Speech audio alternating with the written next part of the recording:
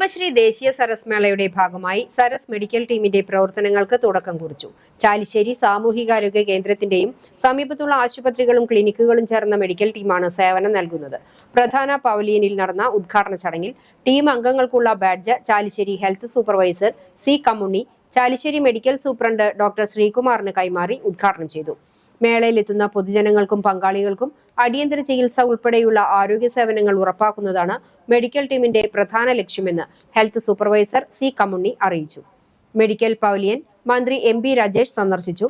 പാലക്കാട് ജില്ലാ medical officer Rose ചെയർമാനായും medical sub committee convener retired medical officer doctor സുഷമയുടെ നേതൃത്വത്തിലുമാണ് മെഡിക്കൽ ടീം പ്രവർത്തിക്കുന്നത്. സരസ്മേളുടെ മെഡിക്കൽ യൂണിറ്റിന്റെ റൂമാണത്.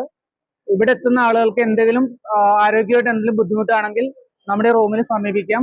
എല്ലാവർക്കും എളുപ്പം എത്താവുന്ന രീതിയിലാണ് റൂം സജ്ജീകരിച്ചിട്ടുള്ളത്. അവർക്ക് ആവശ്യമുള്ള പ്രാഥമിക സേവനങ്ങളാണ് ഇവിടെ നിന്ന് കൊടുക്കുന്നത്.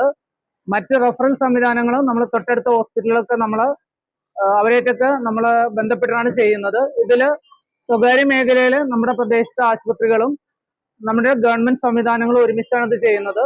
ഇപ്പൊ ഇന്ന് രാവിലെ ഹണി ക്ലിനിക്കാണ് ചെയ്യുന്നത്.